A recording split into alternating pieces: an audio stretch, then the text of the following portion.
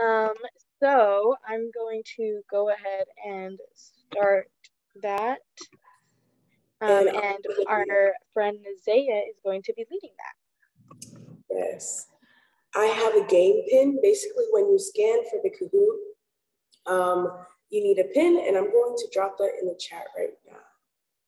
It's on the screen right now, Nazia. Oh, okay, perfect. So it's 1185457.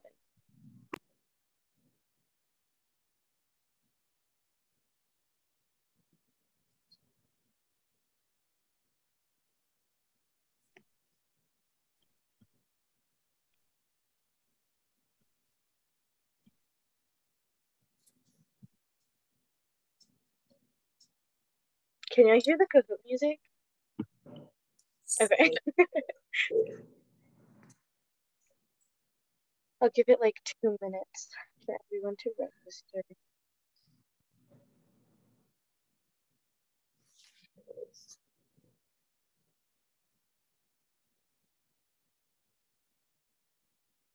Okay. Is anyone still registering? Unmute if you are so that I don't start it without you. Okay. Okay. Oh gosh, people are still registering.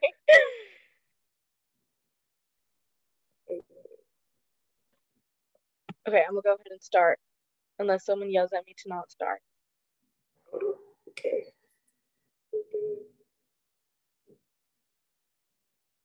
Okay. Let me know if y'all can't see the questions or something like that.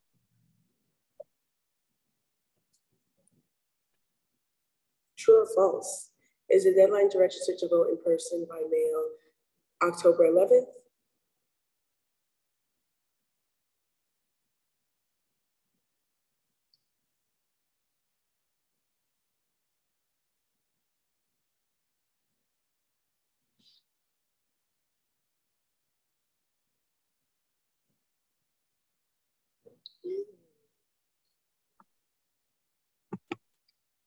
Okay, let's see who's at the top. We have Carly.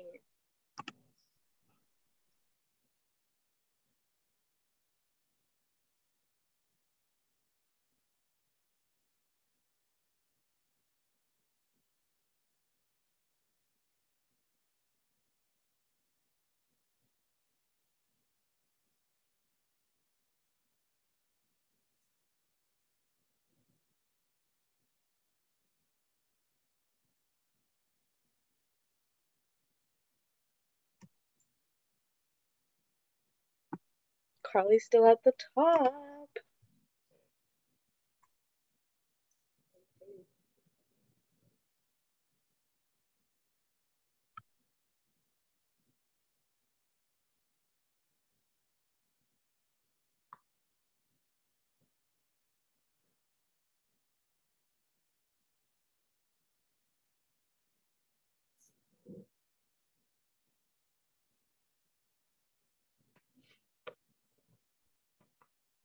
All right.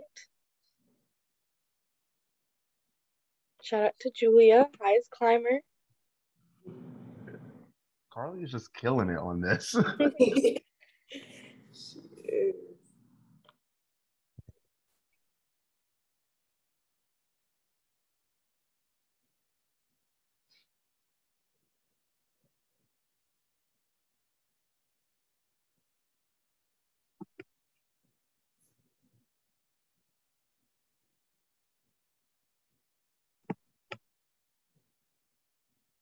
Okay, Carly. Dang. I don't think Carly's even gotten one wrong, has she? No. Shout out to you. Knowing all about election law.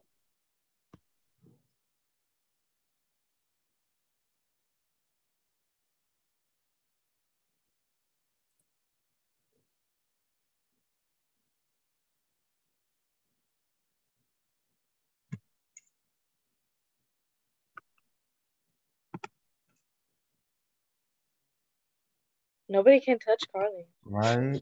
Okay, Madeline, raising up the ranks. Last question. 2 more questions, I think. Yeah. Yep. Y'all know y'all stuff. I'm proud of y'all.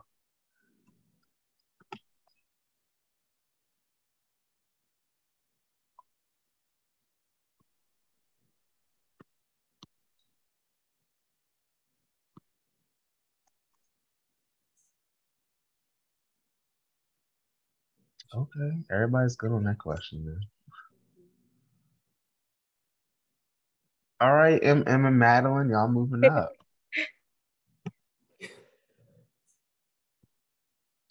Last question.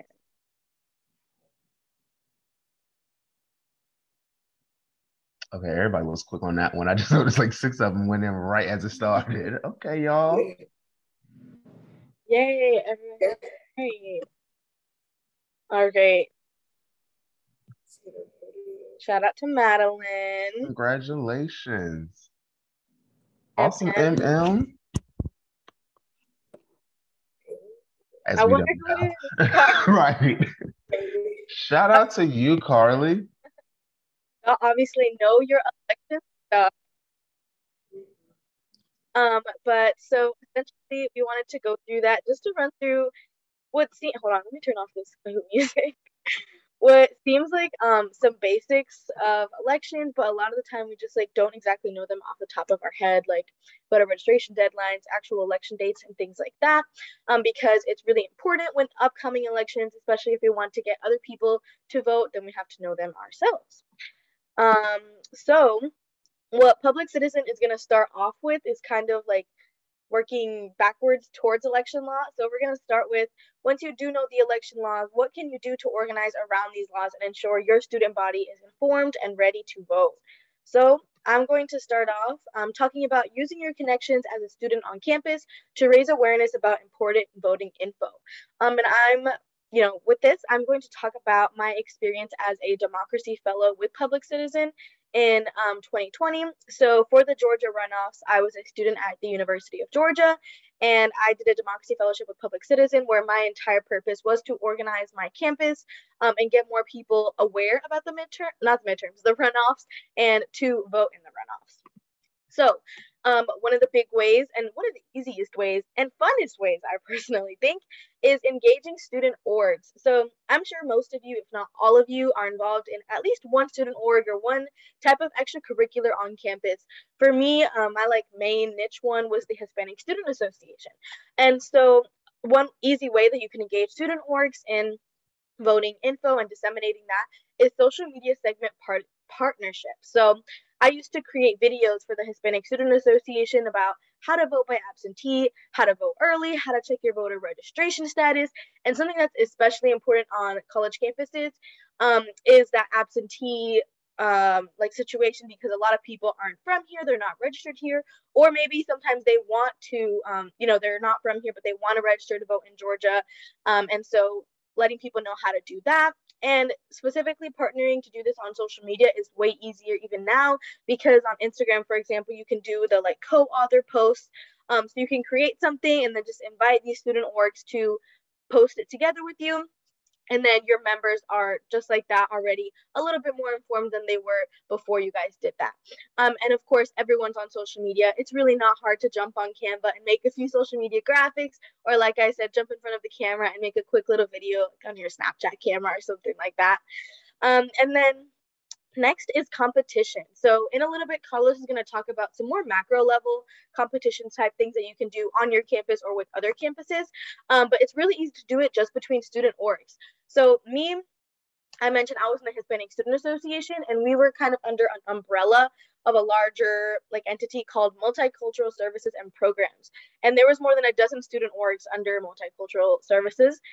So for example, we partnered with the Asian American Student Association and the Black Affairs Council to do a competition to see either you can do tracking new voter registrations. This could be specifically helpful with for incoming first year students, for example, who might just be turning 18 or might not even be 18 yet.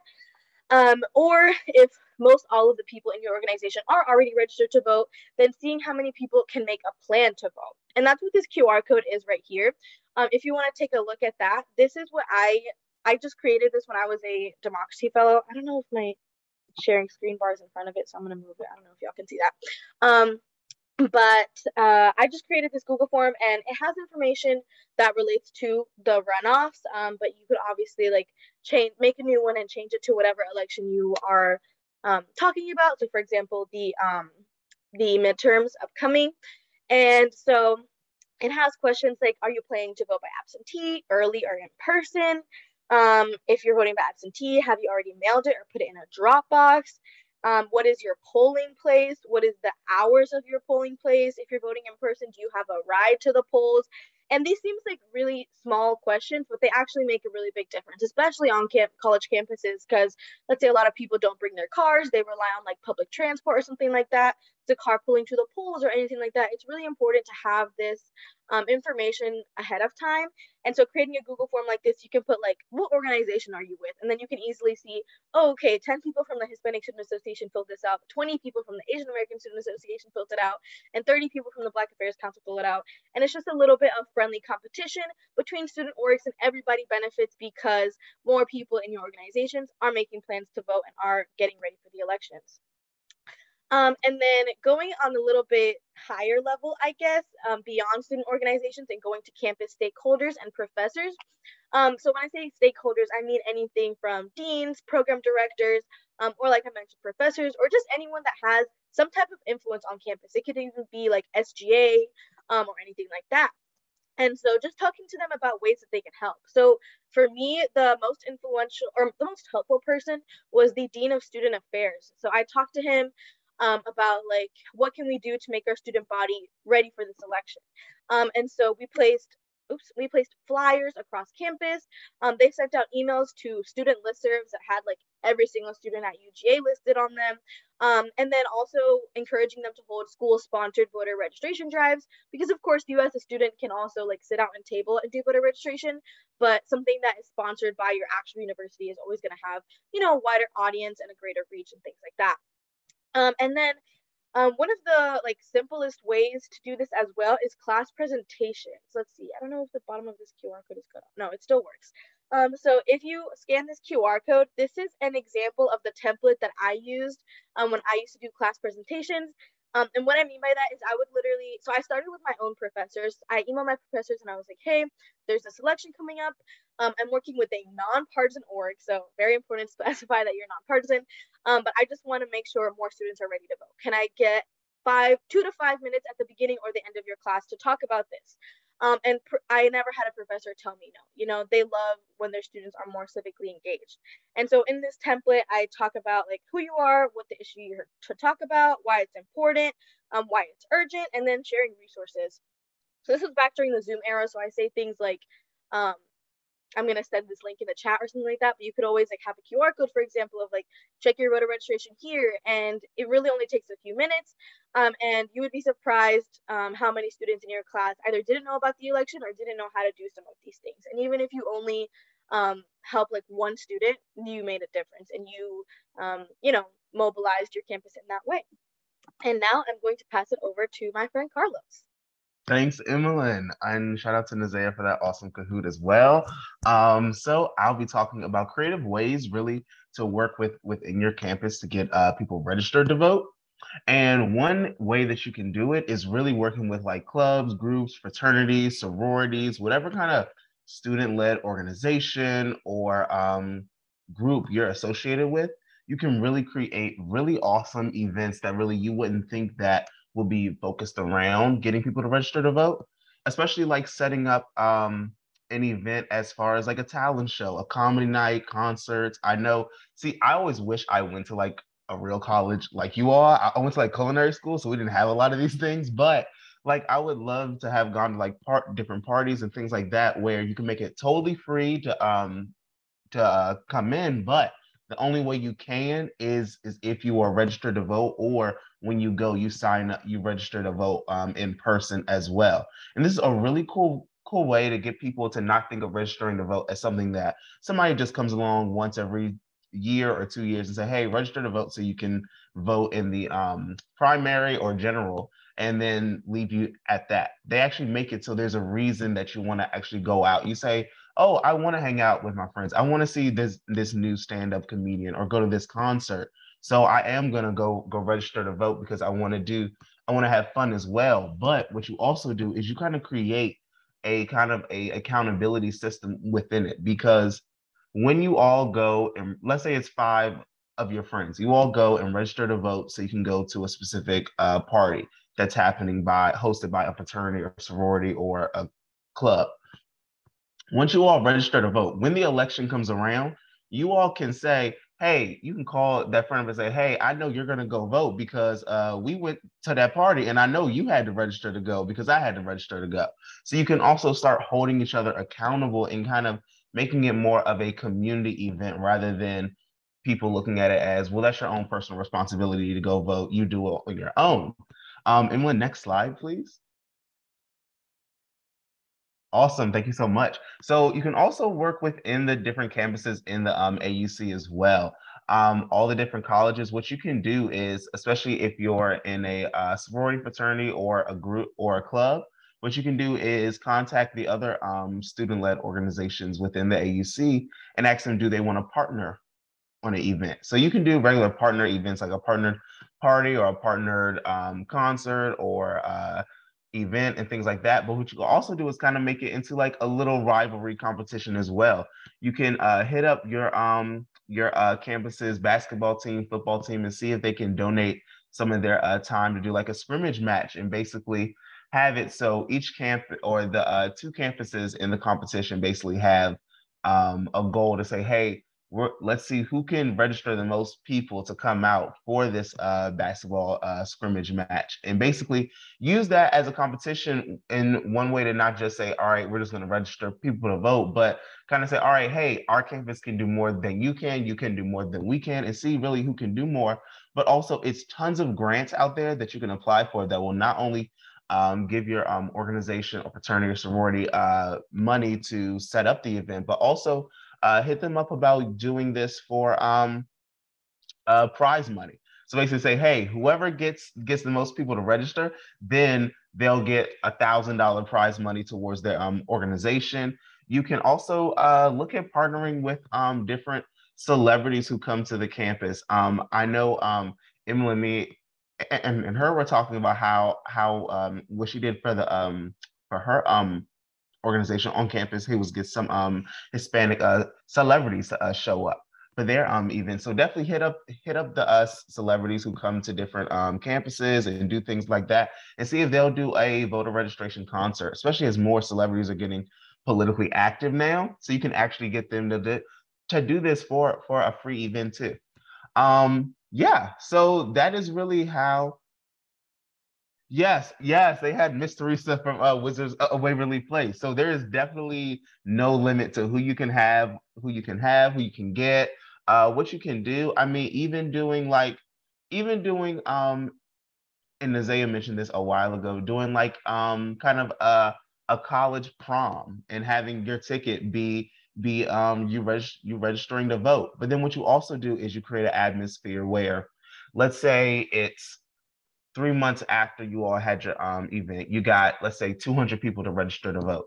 You all also have their information as well. So when the election rolls around, you can hit up all those same people and say, hey, we have some candidates who are running for X, Y, and Z. Here's how they affect you.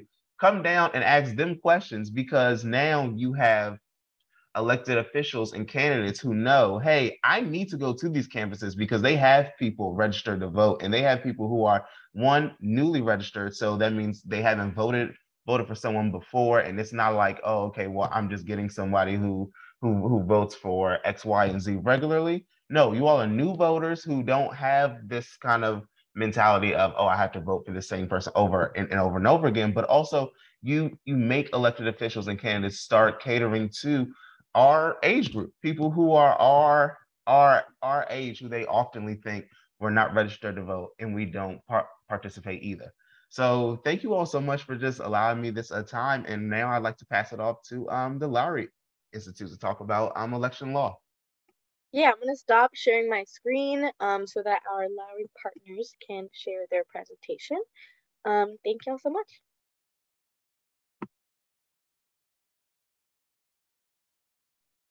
Good morning, everyone. It's so lovely to be with you all. My name is Julia Hopkins. I am a graduating senior, history major, sociology minor at Clark Atlanta University.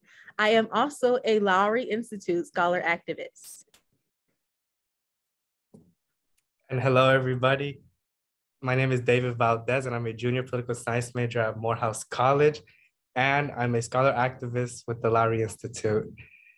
So I was gonna say Robin Oliphant, he's the one that's gonna be sharing the screen.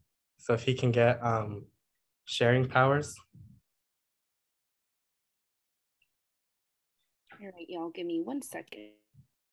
Got you.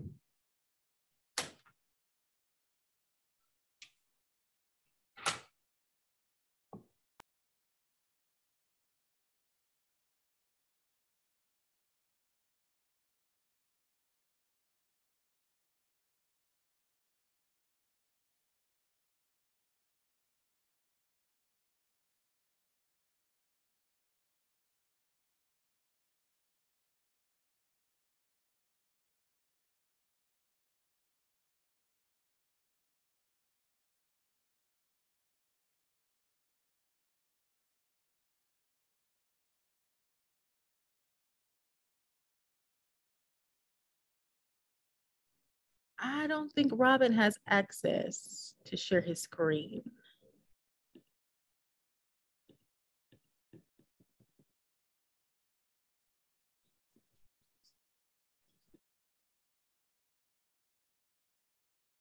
Give us 1 second, y'all. We're trying to figure this out.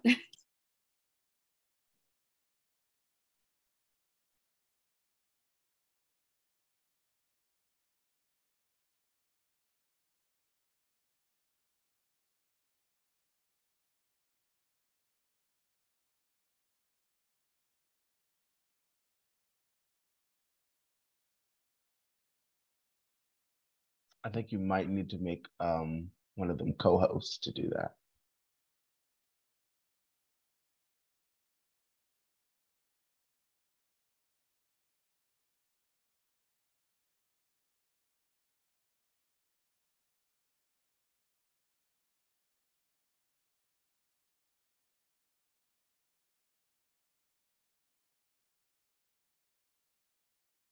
Here I see it.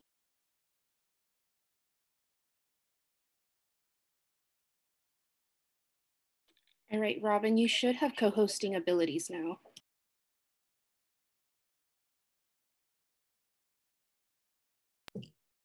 Hey, there we go. Thank you. So just to reintroduce myself, my name is David Valdez. I'm a junior political science major at Morehouse College, and I'm a scholar activist with the Lowry Institute. And honestly, it's an honor to be in the presence of everyone today. I'm excited, and as everyone knows, this election is quite important. So the Lowry Institute is founded in 2001 and is a civic organization founded in the mission of Dr. Joseph and Evelyn Lowry.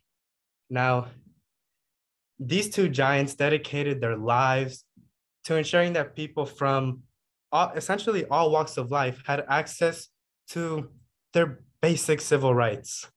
For Dr. Lowry, the vote was sacred. He believed that it was a necessity for all people to vote every time in every election. This mandate has been transferred to all who work with the Lowry Institute. As a scholar activist of the Lowry Institute, we have focused this year on what would have been his 101st birthday and the 20th anniversary of the Lowry Institute to achieving that goal. Julia and I are working on a team with other students this year to promote civic engagement. And it is our goal to fulfill the legacy and charge of Dr. and Mrs. Lowry to encourage students to vote, to help them break the shackles, limitations, and the historical oppression of voter suppression. Today, Julia and I stand before you to give you a historical background. We are going to give you a roadmap that you can take into this election to make sure your vote counts. So I want to start off by kind of asking everyone a question, or I want everybody to consider a question. Why is it that a law such as SB 202 is so effective? To many, it's really no big deal. A few extra ID requirements, maybe just a little less days to vote. However, I want to tell you why bills such as SB 202 are effective. It's effective because it preys on political apathy. And we know political apathy is a really big issue in the US. There is too much political apathy. Imagine an individual that already doesn't have trust in the system, and now they have to wait longer in line, or even have a little less time to submit an absentee ballot. These obstacles can really minimize voter turnout, especially for people who, literally can't afford fiscally to complicate their lives. But how did we even get here? There is a history to everything. So I want to take everyone back all the way to the year 1732. In 1732, about 100 men traveled from England all the way to present-day Savannah, Georgia, to establish Georgia as a colony. Now, for context, this colony was totally ruled by what were called trustees, and they made all the decisions with really zero input from the colonists. In other words, the right to vote did not exist in Georgia. This caused a major issue because there was something the colonists demanded from their government. Colonists, more than anything, desired land and the ability to practice slavery.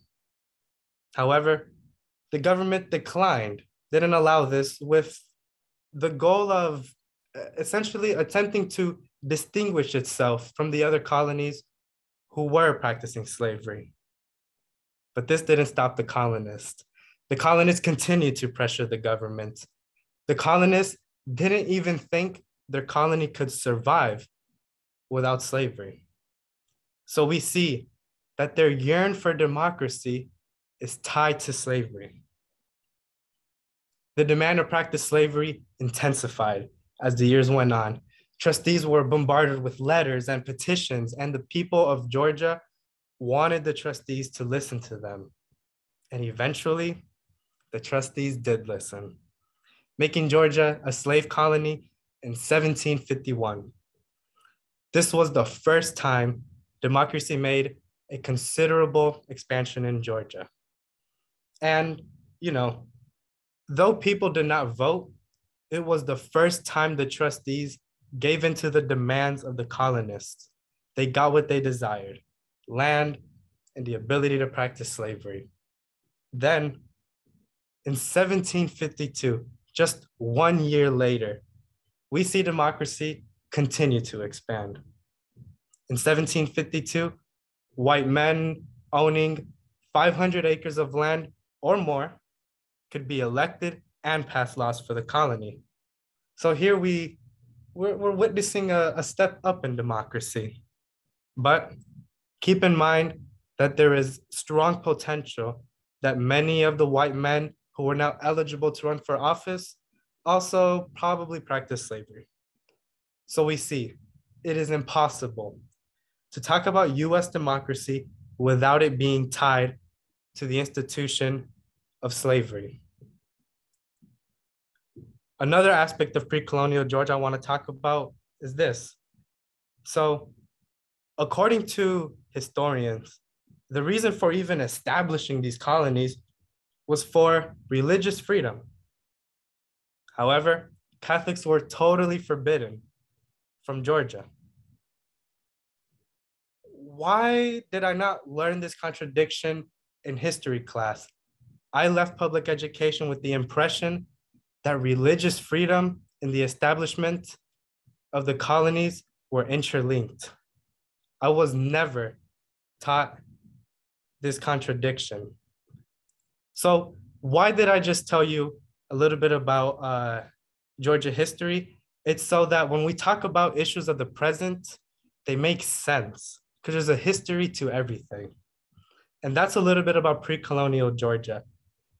Let's now travel to the year 1778. Now, 1778 is an important year, and it's because this is when Georgia received official statehood and participated in the first presidential election.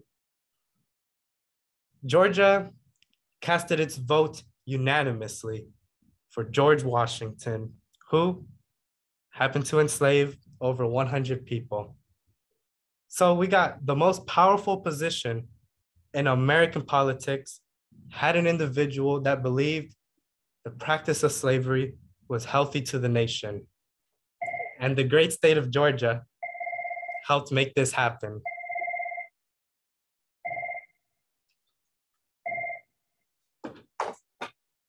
Excuse that. And what's sad is that on paper, you would get the impression that Georgia and the US in general would not act this way. In joining the United States, there are two critical documents that are super foundational to the US. The first being the Declaration of Independence, which Georgia joined the US in signing in 1776. The Declaration of Independence essentially outlines our American government's philosophy, and it has quite profound words. Listen to this. We hold these truths to be self-evident, that all men are created equal, that they are endowed by their creator with certain unalienable rights. Then it continues to say that to secure these rights, governments are instituted among men, deriving their just powers from the consent of the governed. There's one issue with this. When this document was written, all women, Black people, and economically disadvantaged people were, for the most part, totally barred from voting. So we see that what the US claims to be on paper was not matched by reality. Now let's get to the second foundational document. The second foundational document is, of course, the US Constitution. And really, we do not have to go too deep into the Constitution to find its contradictions. The first words of our Constitution state, "We the people." But we know that's incomplete. It would be more accurate if it stated, "We the white rich men who have property." Now, let's now travel to the ending of the Civil War, where Reconstruction amendments are introduced. The Reconstruction amendments include the 13th, 14th, and 15th Amendments. Let's first examine the 13th Amendment. The 13th Amendment abolishes slavery, but people tend to overlook a loophole in the 13th Amendment. There's an exception for involuntary servitude if the individual is convicted of a crime. That loophole is not okay. And then many formerly enslaved people return to work for the same person who enslaved them because there was no other option. So yes, the 13th Amendment had positive impacts, but we need to see the entirety of its impact. And when we do, we see it is more of a symbolic gesture rather than an effective policy. Let's now talk about the 14th Amendment. The 14th Amendment seeks to provide equal protection of the law. Yet, over 150 Black people were murdered in what was called the Ku Klux Massacre. They were murdered by white Confederates, and not one was successfully prosecuted. You want to know what the court said? The court said the 14th Amendment did not apply. But was the 14th Amendment not supposed to provide equal protection of the law? Let's now go to the 15th Amendment. The 15th Amendment promises that the right to vote will not be violated due to race. But as many of you know, this amendment fails to reach its true potential because literacy tests, poll taxes, and terrorism by groups such as the KKK stop the right to vote from being practiced. Why are we talking about this? We see how each time the rights, such as the right to vote, is expanded, it is met with a backlash that renders these amendments inefficient or incomplete. In the present, right now, we are witnessing a backlash. Laws passed in the Civil Rights Act are being repealed. But as I have attempted to show during this presentation, this is really nothing new. It is our history. So we went through this history to make sense of how we got to this situation where we're dealing with modern day voter suppression, such as bills such as SB 202. And though we are rightfully upset about the voting status quo, we need to remember people have died and sacrificed their entire lives to get us to where we are today. So it's important we vote. Thank you, David. As we mentioned earlier, in the 1950s and 60s, leaders such as Dr. Joseph Lowry, Mrs. Evelyn Lowry, Dr. Martin Luther King Jr., and so many other brave men and women spearheaded the fight for equality among all people in the United States. The fight to abolish segregation, discrimination, and the disenfranchisement of Black and Brown voters would be known as the Civil Rights Movement. The Civil Rights Movement led to the passage of several federal laws. The federal law that we're going to talk about today is the Voting Rights Act of 1965 and the Supreme Court case that overturned part of the law. This would be known as Shelby v. Holder. Now, first, we're going to talk a little bit about the Voting Rights Act. So, the Voting Rights Act put Southern states on probation for their historical disenfranchisement of Black voters. What Section 4 did was determine which states would be subjected to Section 5. And of course, Georgia was included among these states. Section 5 of the Voting Rights Act required these states to obtain federal preclearance before implementing any changes to their voting laws or practices based on their history of voter discrimination. So before any of these states could pass any voting laws, it had to go through the government. The formula was set to expire in 1970, but Congress reauthorized the act several times, as recent as 2006. And 2006 was a very special time in our nation because in many of these states, Black and white voter registration was nearly equal. And Black voters were getting out and voting in very large numbers. So it was proof that the Voting Rights Act was doing some good in the United States. 2011 is where everything changes. In 2011, Shelby County, located in Alabama, sued the United States, stating that Section 4 and 5 of the Voting Rights Act was unconstitutional, and they asked for a permanent injunction. They argued that times had changed and that these Southern states were not the same states that they were 40 years ago. The District Court and the United States Courts of Appeals disagreed. They shut Shelby County down. They said that the Voting Rights Act was still necessary to fight voter discrimination. Shelby County did not back down. They decided to go to the Supreme Court. And on February 27th, 2013, the Supreme Court decided to hear both sides of the argument. So when they were listening to both sides of the argument, they had to consider a number of documents. Of course, they had to consider the Voting Rights Act. And as David mentioned, they had to also take account the 14th and 15th Amendment. The 14th Amendment, of course, protects everyone's right to due process. The 15th Amendment protects citizens from having their rights taken away based on race, color, or previous conditions of servitude. And the major one was the 10th Amendment, which reserves all rights not granted to the federal government to the states.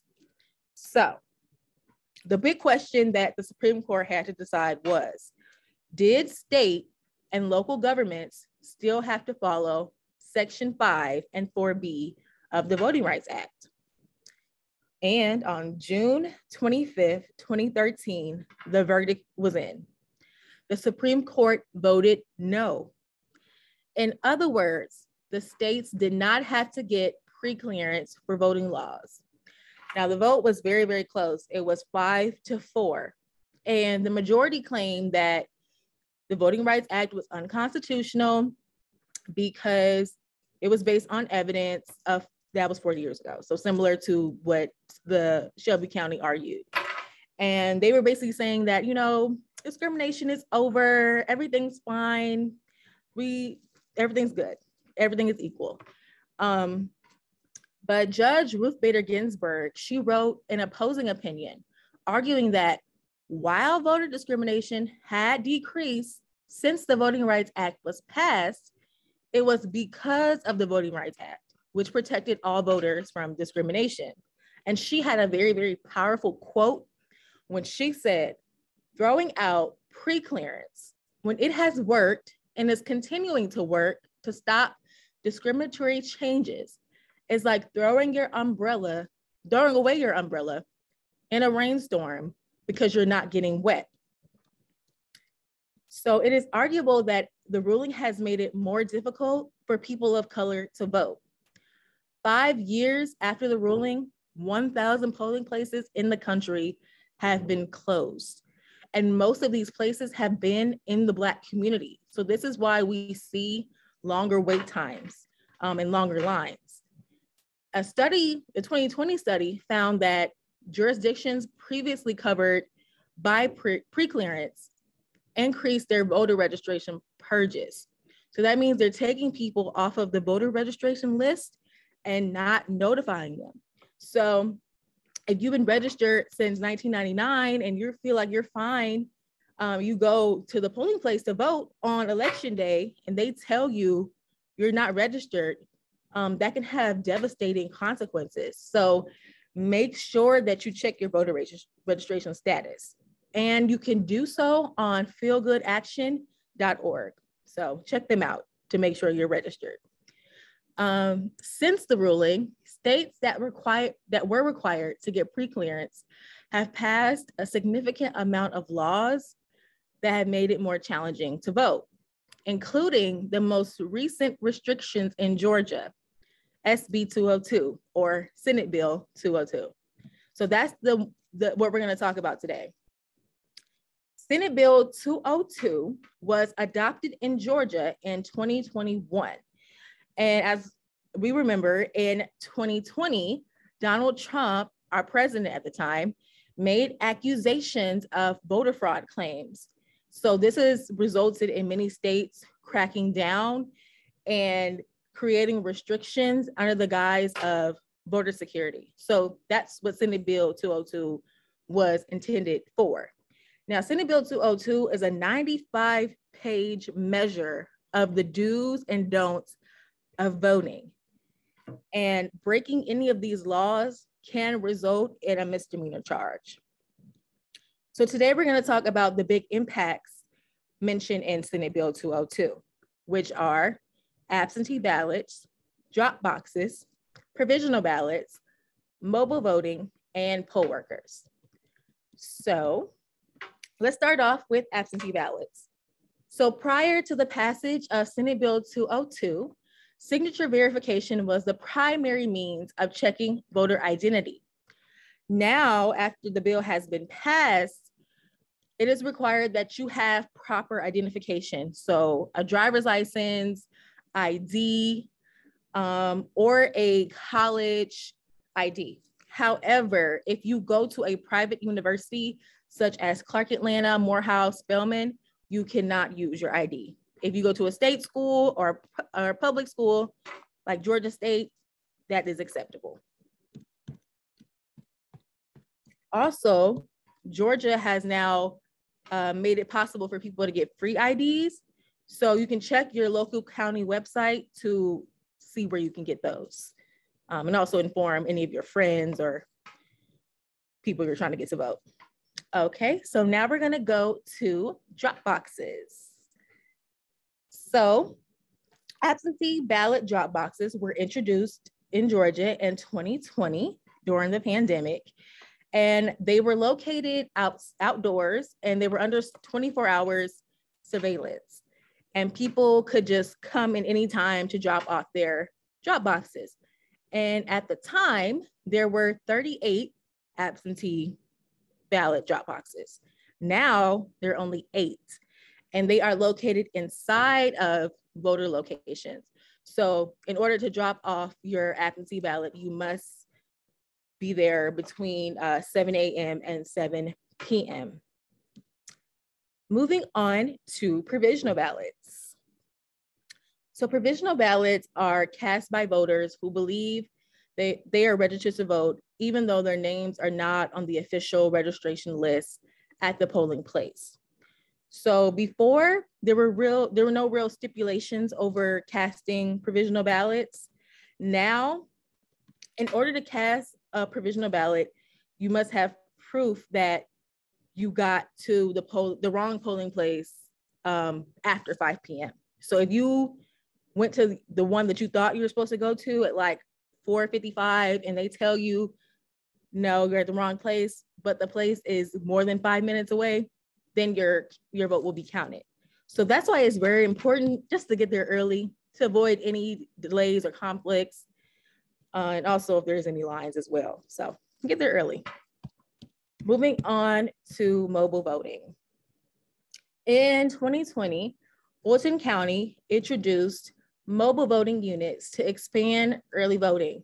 Now, we cannot vote by phone and we cannot vote online. Last but not least, poll workers. So this is actually a good thing. Before Senate Bill 202 was passed, residents of Fulton County, or whatever county that you lived in was the voting place that you worked at. So you couldn't be from a different county. So if you're from Fulton, you had to be at Fulton, you couldn't go to Gwinnett. However, now, as long as there's no conflicting interest and you can complete your task effectively, you can work at any precinct. In conclusion, so let's go over some of the do's. So do have proper identification, state ID, driver's license, public university ID. If you're voting in person, make sure to get there early and make sure you're at the correct place. Request your absentee ballot at least 11 days before the election. We encourage you to request them as soon as possible in case there's any delays by mail so that you have your absentee ballot on time. You can drop your absentee ballots off indoors at the drop boxes in Georgia. Also, different absentee ballot deadlines differ based on whatever state you're voting in. So make sure you look at your state websites. And also you can volunteer as a poll worker at any precinct. The don'ts, you cannot use signature verification for absentee voting. You must have proper identification. You cannot use private college identification. You cannot hand out food or drink to voters. You also cannot wear candidate paraphernalia. So no Stacey Abrams t-shirts or Brian Kemp shirts or buttons or anything of that nature.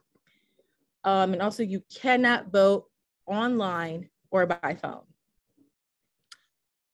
And we're just gonna review some of the deadlines. Also our Kahoot covered these as well. Registration deadlines are October 11th, and that goes for mail, online, and also in-person voter registration. When it comes to absentee ballots in Georgia, these dates are specific to Georgia. You can request your ballot October 28th.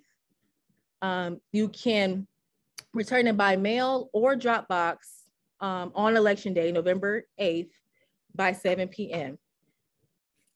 Early voting differs based on your county and precinct, but the big date that we all have to remember, if you're voting in person, if you're dropping off your absentee ballot, the big date is November 8th. And I'm gonna turn it back over to you, David. Thank you, Julia. So we hope this information was informative and, come up with your voting plan, encourage others to vote, make sure to understand these voting laws. And just to end, we appreciate the presence of each of you, and we hope you enjoyed it. Thank you. Thank you. Thank you, Julia and David, for that wonderful presentation. And also a huge thank you to Emmeline, Carlos, and Natsaya for their wonderful presentation as well. I want to open the floor to